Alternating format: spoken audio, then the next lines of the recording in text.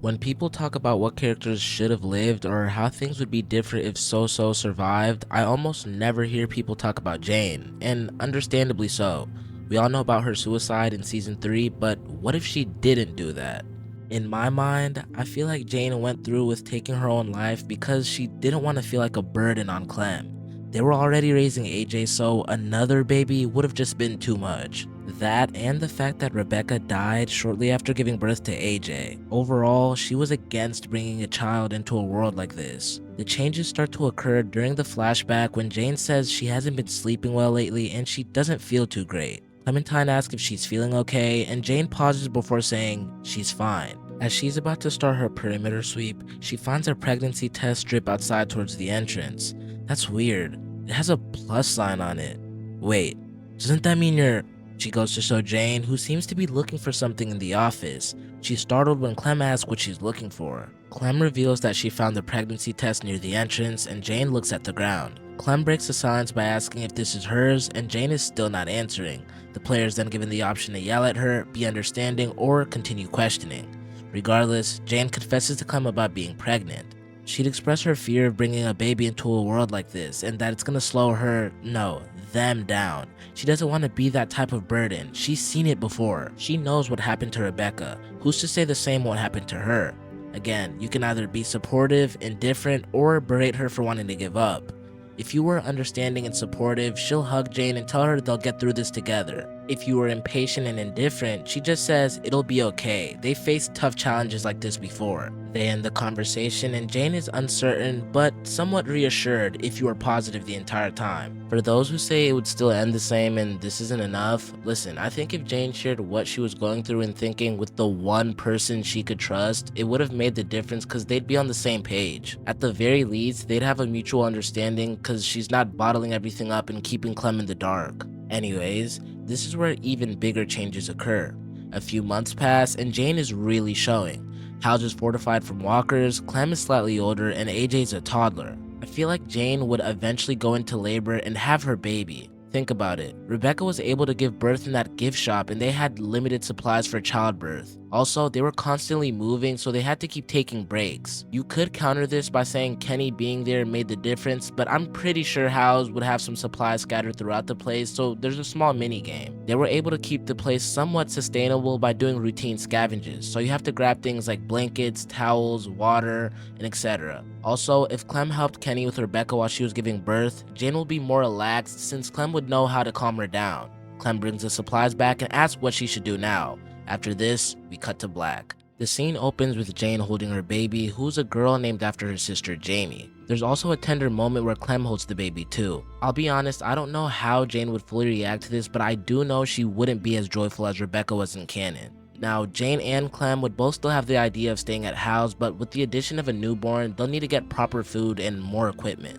So everyone sets off a few days later, and since they rested for multiple days, Jane wouldn't be nearly as drained as Rebecca was in canon. They pretty much left the next day after she gave birth, so she was still exhausted and weak. Like I said before, Jane being, herself, isn't immediately loving her position as a mother. In fact, she dislikes it quite a bit. It was one of the things she was most against, bringing a child into an apocalyptic world like this. But like how she got used to AJ, she's kinda awkwardly adjusting into this too.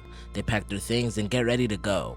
One day while out scavenging, they're attacked by walkers. Jane is unable to fight due to holding Jamie. This forces Clem to be the one to fend them off. Jane would be reminding her to get the knee, but it's pointless. They hole up in that same random shed that Clem did in canon. As they begin to catch their breath, someone knocks on the door and asks to be let in. Jane quickly refuses this. They don't know this person and they have 2 kids. However, it's still your choice whether you let them in or not. The woman we know as Ava gets inside and introduces herself to the two. Jane would be on guard the entire time Clem speaks to her. She looks at Jane and asks if the baby is hers, and she avoids giving a direct answer saying, "What's it to you?" Ava apologizes for prying and says she's going to meet her people at a rendezvous point. She tells them her group is called the New Frontier and offers them to join her for tonight, saying they have food and supplies. Jane would immediately shut down this idea, refusing to join. Some stranger they just met offers them to join a group that has just what they need. What's the catch? Jane voices her suspicion and Clem decides for them to go or not. If she refuses, Ava will tell her the offer still stands before soon leaving. If she accepts, Jane will tell her to think this through and remind her about the family that stole from them back at Howe's. She'd begrudgingly accept, and they'd all leave the shed. Like what happened in the original, if you declined Ava's offer, they would eventually join out of desperation as they realized that managing the needs of two toddlers is far too difficult to do on their own. Jane prefers if it were just them, but even she recognizes they need help. We then cut to the flashback that occurs in episode 3 where Clem is sneaking into the New Frontiers camp to get medicine for a sick AJ. Similar to season 2, Jane would have been the one that made the plan for them to steal the meds, so she's distracting the others while Clem looks for the vancomycin. Dr. Lingard awakes and tells Clem to put the drugs back. You still choose whether or not you inject AJ with the medicine, and Clem is found out by David and Ava and they accuse her of stealing. Jane curses under her breath, and David hears this, realizing they were working together. David grabs Clem by the arm, and Jane yells for them to leave her alone. He yells at them, asking if this is how they were repaid for helping them all this time. The situation gets worse when they're told to leave, and they're not taking the kids with them. And this is where we'd get a different reaction from Jane from the one we're used to. Usually being the one that abandoned others to save herself, she spent months nurturing and caring for not only her own daughter, but AJ too. It's a weird feeling for her as she's never felt the need to protect anyone other than herself. She's infuriated when she hears David say this. Who does this guy think he is? She unsheathes her knife and tells him to get the hell out of their way. They snatch the kids away from them, and Clem still gets a choice to say goodbye or spit in David's face. Jane will spit in David's face no matter what, and this pisses him off. I feel like this fits her character since she's known to stir the pot and escalate things, so she's punched in the gut and she falls over clenching her stomach. She tries to stand up in an attempt to fight back, but she's restrained by members of the New Frontier. She curses at them, and the commotion would make the kids start to cry. When being dragged away from the kids, Jane's face would show signs of remorse. She spent all that time developing and accepting this new way of living, caring for something other than herself. And for what? It didn't work out. In her eyes, she was right in the end. You try and protect others, and it just delays the inevitable. Having gone through this character development, she's now right back where she was in season 2 in terms of her ideology. So both Clem and Jane would both be acting in that sort of cold way in which they push away others to keep themselves from experiencing loss again. Their bond is still tight, they're just grieving the supposed loss of their kids. A quick side note, Clem being raised by Jane would definitely make her more self-reliant and not as trusting of other people. They're both distraught in the abandoned shack later on in the same night of losing the kids. Jane would hear the bushes rustling outside, and this of course is Ava, who brought them supplies. Jane is furious when she sees her, and she asks why they shouldn't kill her right now. As Clem, you can de-escalate the confrontation or let Jane go off on Ava. De-escalating the confrontation will result in Ava offering a handshake to them, and you choose to accept or reject it. But if you let Jane go off on Ava, Jane will slap her and Ava becomes fed up. She takes a step forward and balls her fist, but decides against it. Regardless, Ava tells them about Prescott and wishes them the best. This marks the end of the flashback, so now we can cut back to the present. Javier is knocked out by Max and wakes up in the truck with Rufus. The tree falls onto the road and they crash all the same. Javi is then held up by a young girl and a woman. The camera pans to reveal Clementine and Jane, who each has their weapons trained on him. Jane tells Clem to search him for items, and they find the candy bar Javier was saving for Mariana. Jane will be even more untrusting of Javi if he shot Rufus, which means she doesn't believe him if you say it's for your niece. However, if you let Rufus go, they'll still be on guard, but they trust you a little more, so Clem gives it back. They still make the deal to take their van, but due to the herd growing in size, they're forced to go back to Prescott. When they arrive, Clem and Jane leave to question Eli about the faulty bullets. While Javi's talking to Conrad and Francine, Eli would still lunge at Clem with his knife, but Jane disarms him and throws him against the chair. Javi notices this and would calmly leave the bar to see what's going on without drawing everyone's attention. The situation escalates when Jane holds her knife at his throat, threatening to kill him if he ever tries something like that again. Javi can ask what the problem is, tell them to calm down, or tell them to stop. They're caught off guard when they see him, and this gives Eli a chance to break free, but Jane would still be wrestling him against the chair. During the struggle, Jane accidentally slashes his eye and he screams out in pain, which alerts everyone in the bar. When Tripp enters, Clem tells you to back them up and you choose whether you do or not. If you do back them up, Jane will be surprised and will thank you later. This also makes you more trustworthy to them. If you snitched, Clem will be upset with you and Jane will begin to dislike you. You still decide whether or not you leave with Tripp in the morning or with Eleanor at night, which plays out the same. Javier, Clem, Jane, and whoever you chose arrive at the junkyard and Mari unfortunately still dies.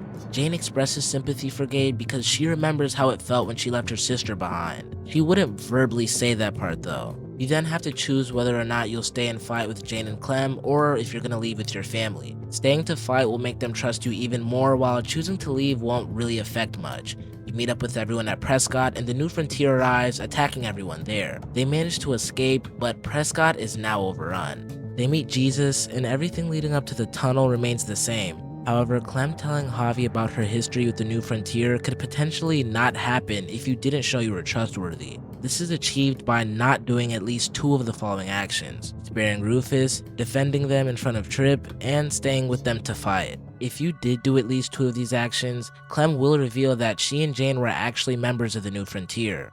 Conrad overhears this and stops them from leaving. He grabs Clem, and this prompts Javi to draw his gun, and Jane yells for him to stop, saying this isn't going to bring back Francine. This angers him even further, and he tells Jane, who's slowly approaching him, to not come any closer. You can have Javi shoot him, accept the plan, or do nothing.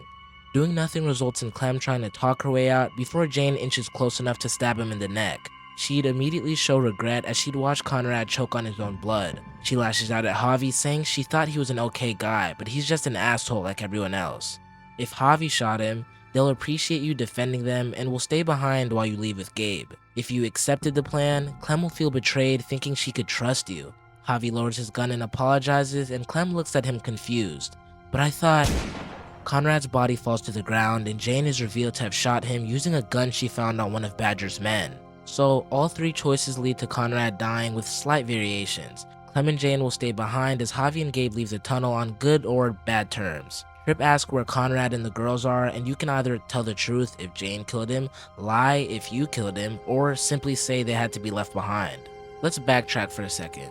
If Clem didn't tell you about their history with the New Frontier, the whole confrontation with Conrad is avoided. When the guys are leaving the tunnel, Jane tells them to go on without her and pulls Clem aside to talk. They come up the ladder and tell everyone they're leaving. They explain, saying the people here are dangerous. Conrad asks if they have some sort of history with these people that they don't know about, and Jane says they just need to go. She tries to walk through the guys, but Conrad holds his arm out and tells them to roll up their sleeves. With all the odds against them, Jane reluctantly reveals her arm, showing the brand. Everyone would be shocked and would each decide on what to do next. Conrad still wants to use them as bargaining chips, but Trip says whatever history they have with them, it's obvious they're not one of them anymore, else they wouldn't be here working with them. I mean, they were literally shooting at members of the New Frontier when Prescott was attacked. Also, because Trip is a decent guy, I really don't think he'd be down to use them as bargaining chips or hostages to get inside the gates, so yeah. Gabe agrees, and Javi has the decision to agree as well, or be on the fence. They will feel slightly bad for hiding the truth from Javi if you decide to stick up for them, but if you didn't, they'll be mad at you and say you wouldn't understand. Regardless, Conrad's idea is outnumbered, so they're not held hostage, so I guess it's good for Clem to not trust you since Conrad is able to live past this. They will be more inclined to help if you agreed with Gabe and Trip, however if you were on the fence, they will work with you but begrudgingly. Javi and the gang arrive at Richmond with Jane and Clem potentially being there as well. David walks outside, and that marks the end of episode 2 and this video. Shout out to Zane Stitcher 2841 who suggested this W idea of a scenario, and I think that this has potential to also be one of my favorites, not gonna lie. If you guys want this to become a full series, let's try and hit the like goal on screen so I know there's interest for this scenario to continue. It's the easiest way to let me know you guys are actually liking this what if. Also, subscribe and comment down below, because who knows, I may take your suggestion next and turn it into a series. Anyways, thanks for watching, and I'll catch you guys next video.